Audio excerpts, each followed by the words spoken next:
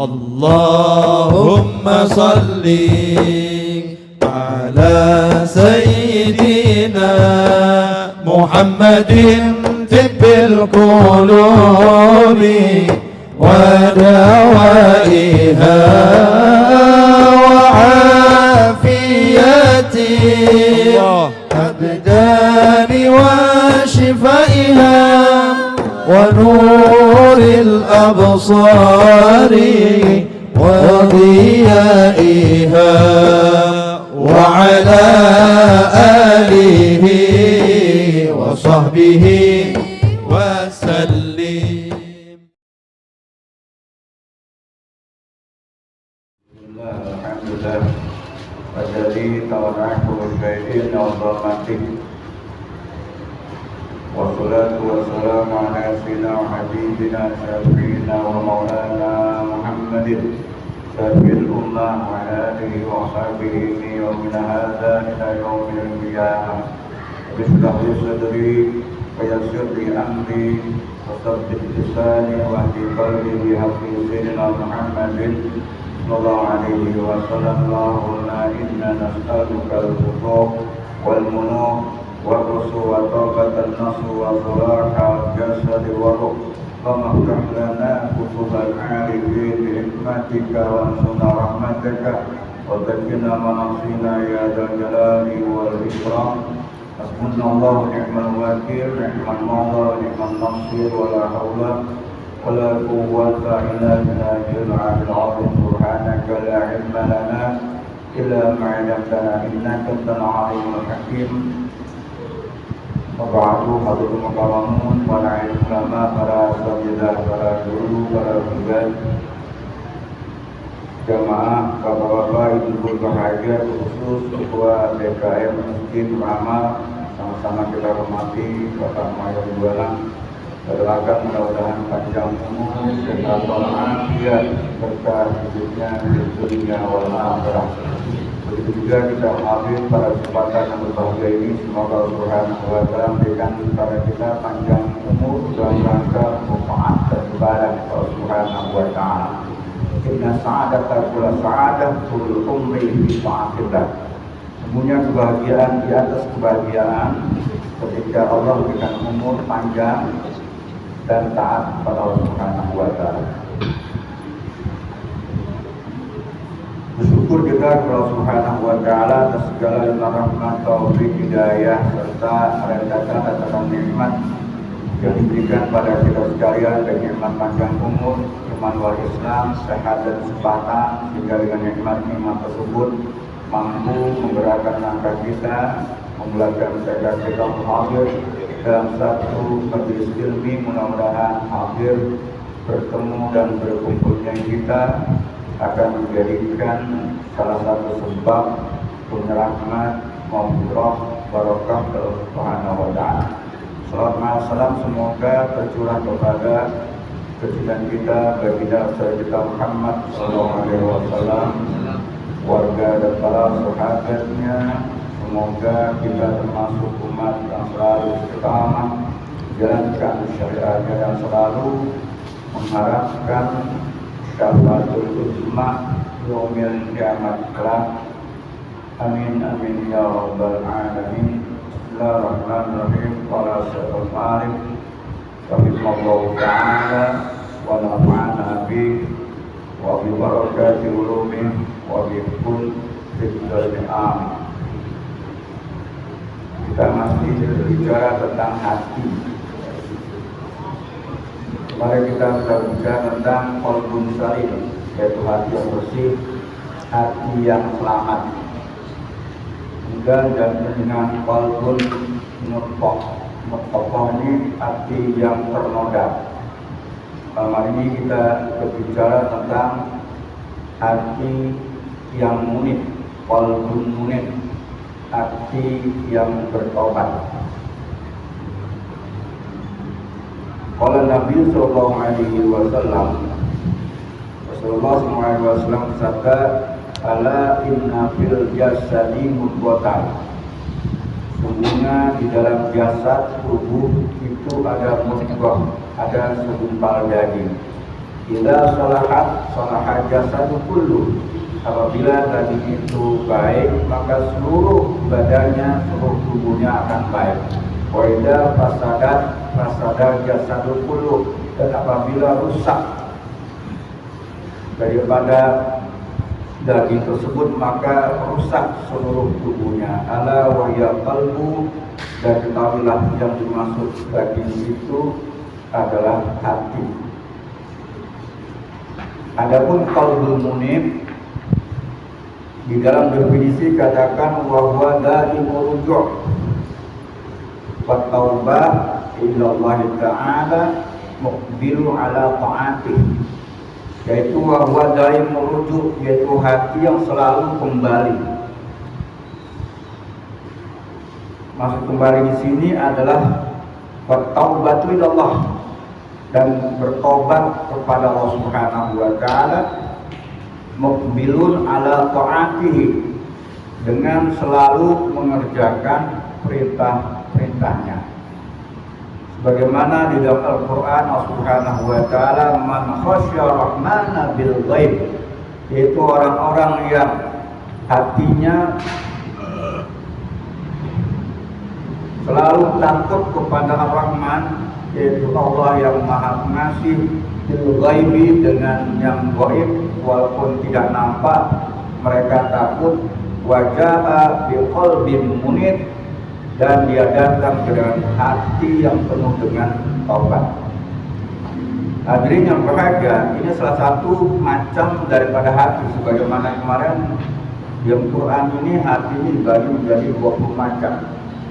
Karena hati merupakan sentral, merupakan salah satu yang sangat penting di dalam hati manusia. Kita berbuat, melakukan apakah itu baik dan buruk, itu tergantung hati yang memberikan komando. Karena dalam hati ini ada nafs, hati ini ada an-niyah. Maka saat teori ilmu akhlak katakan, ketika hati punya hamma, niat atau cita-cita, maka hati itu kemudian transfer otak. Setelah transfer otak tadi pada suatu, kembali lagi mengambil satu keputusan. Sehingga katakan ada namanya al-mail. Al-mailu artinya kecenderungan. Mana yang dia kerjakan, mana yang baik dan mana yang buruk.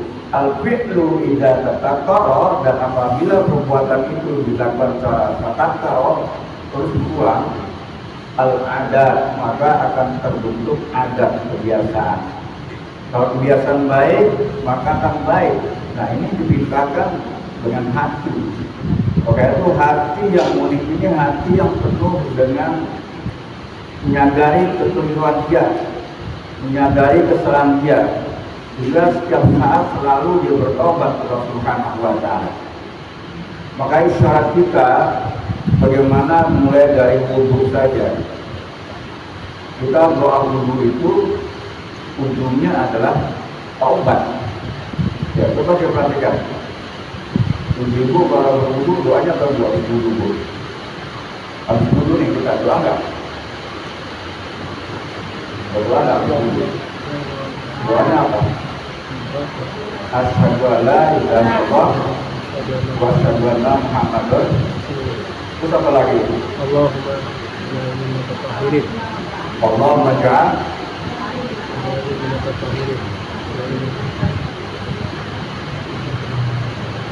Allah yang berbakat. Banyak. Ini terus pelan-pelan aja yang dulu. Allahumma Yani terus bina bina yani bina mutatahirin yani bina ikasor itu. tuh ya kan ada tuh. Wudu saja wudunya taubat kan. Allahumma ja'alni minan tawabin. Kalau penting tawabin, kalau mau lanjut nggak apa-apa, nafas kuat kan. Oh tapi jadi kalau kita wakafkan wajahna minat tawabin, ya Allah jadikanlah saya termasuk orang-orang yang bertaubat. Wajahni minal mutatahhirin, dan jadikan kami orang-orang yang bersih dan suci. Wajahni min ibadillah sholihin, dan jadikan kami termasuk hamba yang soleh. Itu dari dulunya ini kita selalu diajarkan untuk bertobat. Itu baru itu saja. Habis sholat kita diajarkan juga bertobat dengan cara zikir. Istighfar itu merupakan bagian, karena isinya adalah minta ampun. Kadang kata orang-orang yang sering berwudu itu termasuk orang-orang yang bertobat kepada Allah Subhanahu wa Ta'ala. Jadi kalau wudu sekali sehari 5 kali buat sholat wajib ditambah sholat sunnah. Makanya dengan wudu tadi itu menghancurkan dosa-dosa kita. Salah satu bagian ya. Jadi bentuk daripada tidak diungkapkan kita, mulai dari muka kita membasuh muka.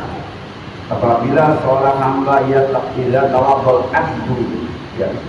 Apabila seorang hamba berwudu melaksanakan wudu dan dia kemudian menyempurnakan wudunya, faqasalah wajhahu, kemudian faqasalah wajhah.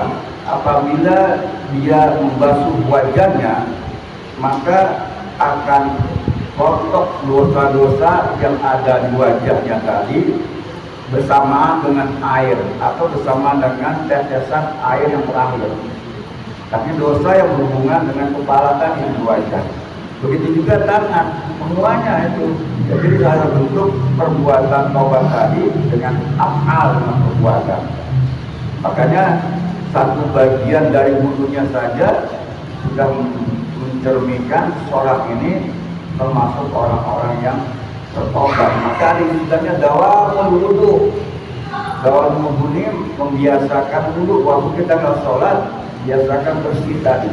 Tujuannya doanya bersih, batinnya juga bersih. Ya, kita mau sholat sunnah gampang. Apalagi kalau meninggal dalam keadaan berwudu, luar biasa. Ya. Kita mau kemana-mana kan berwudu bersih. Kalau kita wudu kan untuk melakukan maaf, untuk melakukan perbuatan yang negatif, malu. Iya, saya sedang bersuci itu. Artinya bersihnya semacam itu. Para ulama menjelaskan kalau dalam wudu ini bukan saja kaitan dosa, tapi merupakan tanda daripada umat Nabi kita Muhammad Sallallahu Alaihi Wasallam.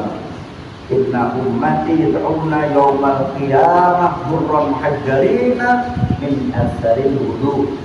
Sungguhnya umatku nanti akan menghadap kepada Allah, mukanya bercahaya disebabkan karena bekas wudu. Jadi cahaya ini tergantung keseringan wudu kita. Mungkin cahayanya ada orang yang cahayanya terang benderang, mungkin 10.000 watt, mungkin ada 5.000 watt, bisa jadi ada 1.000 atau 500 atau 100 atau mungkin 50 atau ada 10, ada juga 5 watt. Remeng-remeng tuh ya, kayak warung remeng-remeng, warungnya juga 5 watt gitu ya. Yang mungkin wudunya kurang. Ketika ditanya umat, ditanya malaikat, kamu umatnya Nabi? Iya umatnya Nabi. Sehari berapa kali sholat? Tahun 2 kali. Dia remeng-remeng gitu. Ya artinya ini salah satu bagian. Maka barang siapa ingin, ya, manis tato'a, barang siapa yang ingin kamu sekalian memperbanyak bertauhid, memanjangkan cahaya tadi, maka hendaknya kalian mengerjakan wudu. Ini salah satu bagian. Dengan wudu ini dosa-dosa kita akan kotor. Jadi kita kembali, hati yang munib tadi, hati yang bertobat kepada Allah Subhanahu wa Ta'ala. Sehingga apabila seorang mukmin terjebak melakukan perbuatan semacam ini, maka senantiasa dia selalu istighfar kepada Allah. Perbuatan yang menuju kepada perbuatan maksiat. Al-maksiyatu ya tarku ta'ah wa fi'lun nahi. Jadi kata maksiat itu adalah meninggalkan ketaatan dan senantiasa dia melaksanakan larangan-larangan Allah. Sehingga orang yang hatinya munib tadi, kalau munib ini selalu akan teduh kepada Allah. Tidak merasakan, wah dosa saya banyak. Memang dosa banyak, tapi dosa itu yang sudah kerjakan selalu diiringi dengan taubat, baik bentuknya istighfar, salah satu bagian. Istighfar kepada Allah menunjukkan kita kelemahan kita. Saya minta ampun kepada Allah Subhanahu wa taala. Ini salah satu qalbun munib sebagaimana yang tadi digambarkan oleh Allah Subhanahu wa taala. Hadirin jamaah bahagia, manusia senantiasa melakukan perbuatan-perbuatan salah. Karena memang manusia tempatnya melakukan kesalahan. Kita bukan malaikat. Ya, manusia tempat salah dan tempat juga lupa. Al-insan mahalul khata' wan nisyan. Manusia itu tempatnya salah dan tempatnya lupa. Tapi bagaimana mengurangi kesalahan-kesalahan kita ini dengan mengakui iktiraf kita, pengakuan kita kepada Allah Subhanahu wa taala. Ya, di dalam perbuatan yang hubungannya kepada Allah. Begitu juga kepada manusia yang hubungannya kepada manusia sebagai makhluk sosial. Kadang-kadang kita berbuat baik saja masih juga salah. Ya. Maka ada makalah di dalam kitab tauhid dikatakan dan kita katakan man kanat mahasinuhu masawiyan. Manusia benarnya saja dianggap salah. Fakaifa la takunu masawiyan. Bagaimana kalau dia berbuat salah? Pasti salah. Sebagaimana cerita Luqman, ya. Jadi Luqman Hakim itu anaknya namanya Taron. Makanya beliau termasuk wali Allah sehingga diabadikan dalam Al-Quran surat 31 tadi. Satu ketika dia berjalan dengan anaknya. Luqman Hakim dia naik keledai. Keledai ini sejenis kuda ya, kecil ya. Rumah lebaran. Anaknya nuntun gitu kan. Kira-kira berapa meter, 100 meter ada orang mengatakan, ya Allah itu orang tua tega amat. Enak-enakan di atas keledai, anaknya suruh jalan. Wah ini kode rasa dari rumah tangga juga termasuk. Kasihan anak kecil disuruh jalan, dia aja naik keledai. Dengar begitu, gak lama turun ya.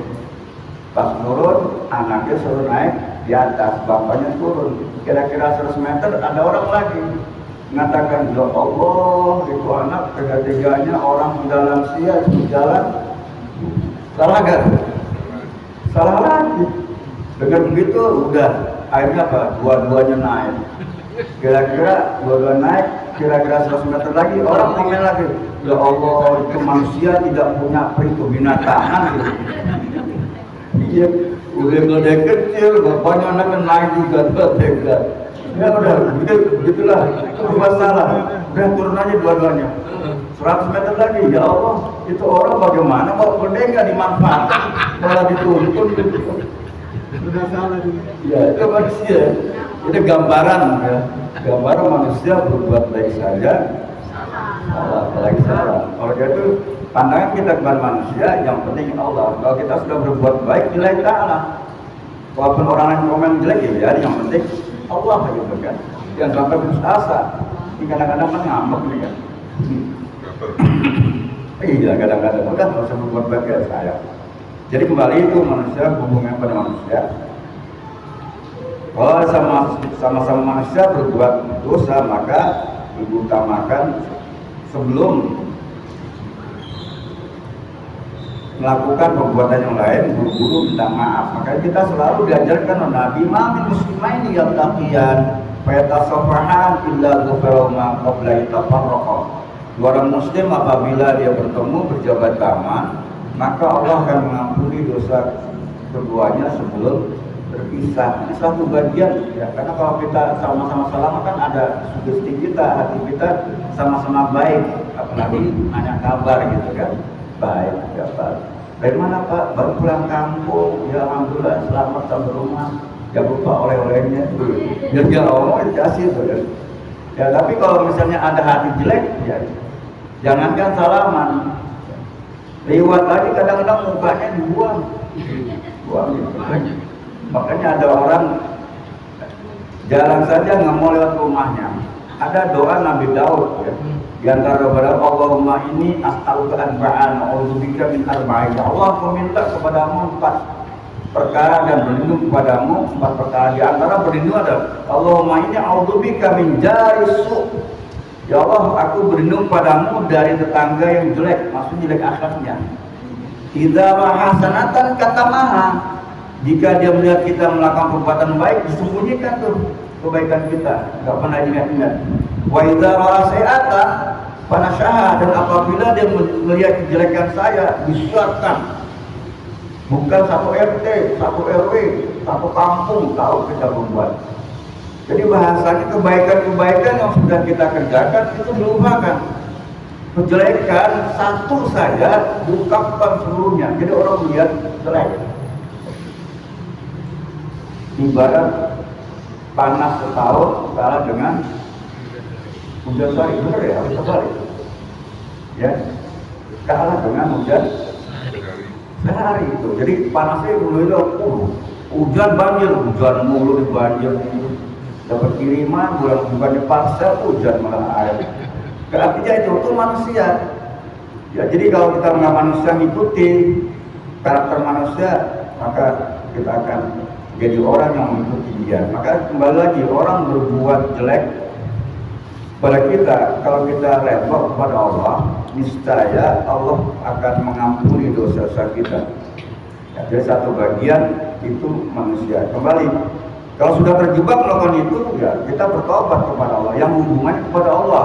Kalau pada manusia, jelas kita minta maaf kepada sama-sama manusia.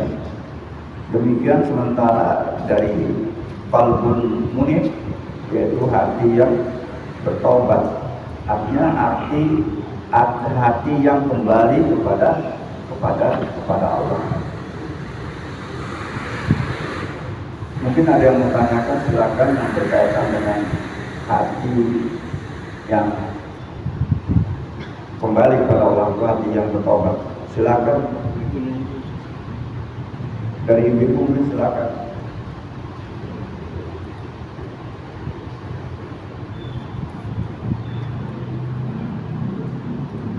Ini dari Bapak, silakan. Ya, tanya, Ustaz. Ya. Assalamualaikum warahmatullahi wabarakatuh. Waalaikumsalam. Jadi terkait dengan berwudu, Pak Ustaz. Tadi kita dengar akan bercahaya di akhirat, di yaumil akhir. Apakah ada dampaknya juga di dunia buat kita yang muslim berwudu? Karena sering juga kita dengar ada yang mengatakan, wah muka berwudu nih, itu sering kita dengar seperti itu. Nah, jadi apakah berdampak juga dengan kehidupan kita di dunia? Ya. Yang kedua tentang hati nih, Pak Ustaz. Kadang-kadang di rumah tangga kita itu istri atau ke suami ngomong, Pak, itu orang sebelah kayaknya udah bangkrut gitu kan, ngomong-ngomong lah. Apa? Misalnya udah bangkrut, misalnya udah nggak, ekonominya udah turun lah gitu kan. Kemudian suaminya kan coba mengingatkan jangan sering ngomongin orang gitu kan. Terus dia bilang gini, ya kan saya ngomong sama papa, suami saya. Nah, jadi itu sudah merupakan ghibah itu apa, bagaimana kita harus menanggapinya? Itu aja Pak Ustaz. Assalamualaikum warahmatullahi wabarakatuh. Tujuan dari wudu ini kan untuk bersuci untuk melakukan ibadah Allah Subhanahu wa Ta'ala, suci tempat-tempat yang dibayur atau yang juga basuh dengan air. Kemudian yang kedua, psikologisnya supaya hati kita juga suci dari perbuatan yang jelek, baik itu dari riya, sum'ah, ujub, takabur, uzon billahi ta'ala, itu berkaitan.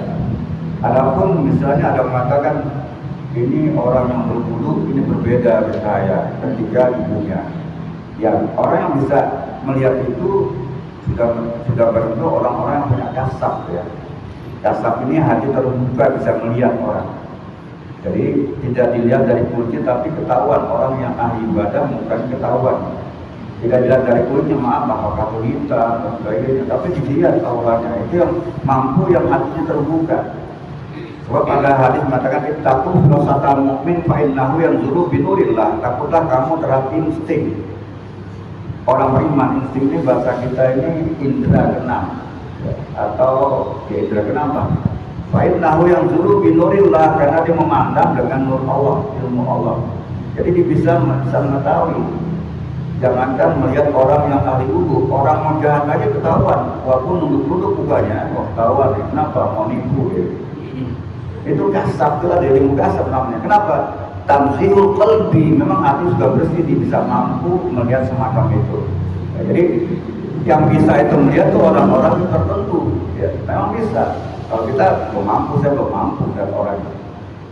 Yang kedua, apakah ini termasuk ghibah? Tergantung niatnya. Kalau hanya mendengar informasi, saya rasa nggak ghibah.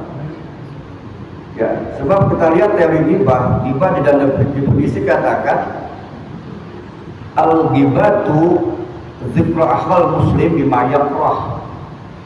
Ghibah itu menceritakan kejelekan seorang muslim disebabkan karena tidak senang, benci. Kalau ada sumber bencinya, itu termasuk ghibah. Maka kata Nabi, lebih baik orang tersebut jangan disebut, kalau fulana boleh. Sehingga di dalam hadis lain ada satu ancaman, ya, iyyakum wal ghibata, hati-hati kamu berbuat ghibah. Wa inna ghibata asyaddu minaz zina. Sesungguhnya dosa ghibah itu lebih besar daripada dosa zina. Ya, sebab orang ghibah ini kan selalu berkelanjutan, dari ngomong A sampai Z nanti kan. Apalagi kalau suaminya nimpalin, bener tuh kan. Jadi kalau tetangga kita bangkrut Pak, ya, itu hanya informasi. Kecuali Pak, alhamdulillah kenapa tetangga kita bangkrut dua, itu disyukuri kan. Ya, senang. Jadi orang ghibah itu timbulnya apa? Ya, timbulnya kesenangan. Jadi senang melihat penderitaan orang lain. Apalagi ceritakan, oh jangan ikutin dia tuh akhirnya begitu berkaitan. Kenapa? Biasanya kalau ghibah itu disebabkan karena awalnya hasud, iri hati, ya, iri hati. Ya, tetangga punya motor, waduh, kusuk itu motor dari mana? Kredit apa kagak? Punya mobil, masuk rumah sakit meriah, apalagi punya pesawat. Jadi kalau sebut tadi kasus tadi hanya informasi, itu nggak apa-apa, ya, karena sifatnya informasi gitu ya, informasi. Syukur-syukur bisa cari solusinya gitu. Kenapa sebabnya bangkrut? Jadi bangkrut harta. Manusia juga punya bangkrut. Kalau melakukan perbuatan dosa tadi jadi bangkrut, namanya muflis. Rasulullah SAW pernah memberikan kepada sahabat satu pertanyaan. Jadi kadang-kadang Nabi juga suka nanya sama sahabat gitu kan, pengen tahu sejauh mana pengetahuan agama sahabat atau para sahabat tadi. Tapi mengatakan atadruna manil muflis, pakai F ya, Pak, muflis bukan muflis. Atadruna manil muflis, tahukah kamu apa yang namakan muflis? Arti muflis ini pailit, bangkrut. Sahabat dengan mendengar bangkrut pasti persepsinya adalah harta. Sehingga mengatakan qalu man la mata dirhama wala mata. Orang yang nggak punya dirham, ya itu disebut dengan bangkrut. Ya, nggak punya dirham dan hartanya habis, bangkrut. Faqala Nabi sallallahu alaihi wasallam, maka kemudian Nabi menjelaskan, al-muflisu min ummati, innal muflisa min ummati, sesungguhnya orang yang bangkrut di kalangan umatku, ya'ti yaumal qiyamati bis-sholati wa siyami wa zakati wa haji wa kulli amal khair, yaitu orang yang ketika datang kepada Allah, menghadap kepada Allah dengan merasakan pahalanya banyak, baik sholat, haji, semua amal dia merasakan tadi. Tapi berselang dengan itu merasakan bahwa amal ibadah kita ini semua diterima Subhanahu wa ta'ala. Bersamaan dengan itu, waqad syatama hadza, tiba-tiba ada orang dia menuntut keadaan Allah Subhanahu wa taala. Ya Allah, orang ini memang rajin ibadahnya. Rajinnya ngaji juga rajin semua. Puasanya rajin, hajinya juga. Bukan haji lagi, umroh bolak-balik. Sampai 25 kali bolak-balik. Saking hebatnya tuh. Ya. Ada umroh yang 25 kali balik. Tak ada. Yang punya travel kan berangkat terus dia. Amal ibadah. Tapi selama ini dia pernah mencaci maki saya, tapi tidak pernah selama hidupnya merasa salah dan tidak pernah minta maaf. Mungkin kalau analoginya orang ini punya pahala seluruhnya al-jami dikumpulkan ada 1000. Tiba-tiba telah mencaci maki orang lagi, apalagi koro, semua caci maki. Maka hati-hati itu. Ya, orang nggak salah sama kita caci maki, kita umpat. Itu dosa tuh kan, menjelek-jelekan orang. Dosa jelekin, yang sudah jelek, menjelekin itu. Kata, seandainya orang dicaci maki 100 orang dituntut Allah minta keadilan, ya. Kemudian diambil tuh pahalanya tuh, yang 1000 tinggal 100, ya.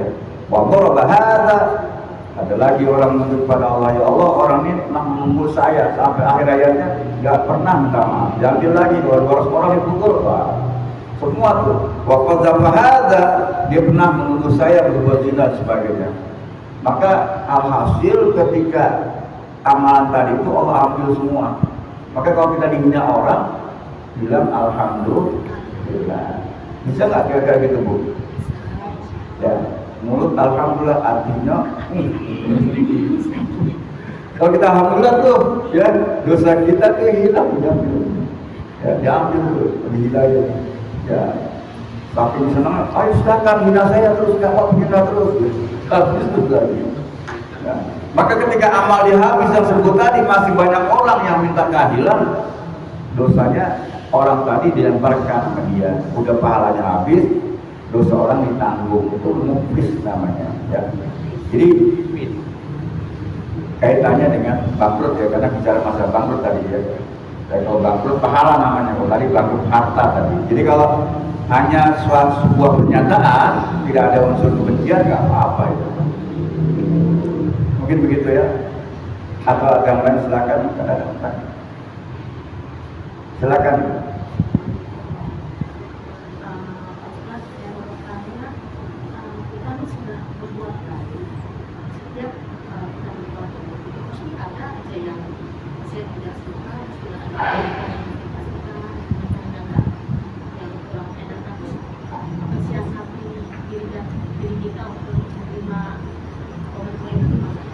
Ya, kita menyadari kita manusia tempatnya salah tadi. Pertama, terima dulu gitu.